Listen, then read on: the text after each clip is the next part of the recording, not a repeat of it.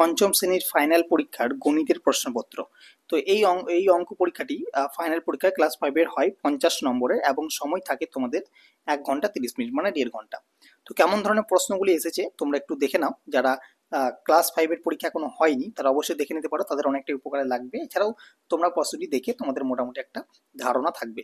তো দেখো, প্রথমে তোমাদের এই কোশ্চেনটিতে প্রথমে 10টা প্রশ্ন তোমাদের দেওয়া হয়, শর্ট কোশ্চেন, প্রতিটা মান থাকে 1। তো এখানে কি কি ধরনের প্রশ্নগুলি এসেছে তোমরা একটু দেখে নাও। আমি খুব বলছি না, ভিডিওটা অনেক লং হয়ে যাবে।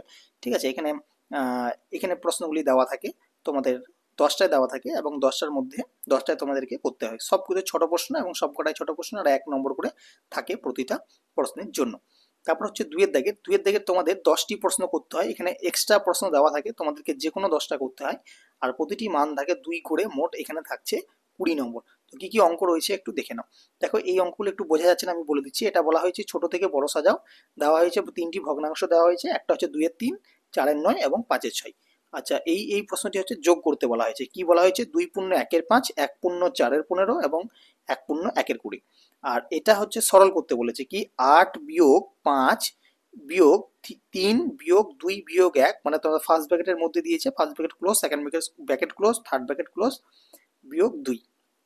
এই প্রশ্নটা বলা হচ্ছে অতিভুজ কাকে বলে, চিত্র এঁকে দেখাও। ঠিক আছে, এগুলো হচ্ছে 2 নম্বরের প্রশ্ন।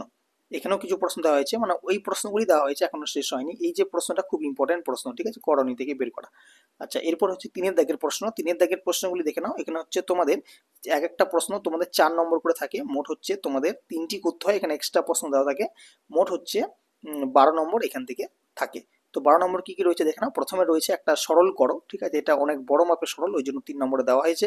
ঠিক আছে, তারপর এখানে জন দিন যে অঙ্কগুলো হয় দেওয়া রয়েছে, স্বাভাবিক ঐকিক নিয়মের অঙ্ক। এবং তারপর বর্গক্ষেত্রের ক্ষেত্রফল থেকে দেওয়া রয়েছে। এবং এই অঙ্কটা ভীষণ গুরুত্বপূর্ণ, বেশিরভাগ স্কুলে এই অঙ্কটা আসতে দেখা যায়, যেটা বাঁশের 2-এর 13 অংশ, লাল সবুজ অংশ। ঠিক আছে, এই যে অঙ্কটা রয়েছে কিন্তু ভীষণ গুরুত্বপূর্ণ অঙ্ক, এটা প্রায় স্কুলে আসতে দেখা যায়। তো এখানে 4টে দেওয়া হয়েছে, যে কোনো 3টে করতে হবে।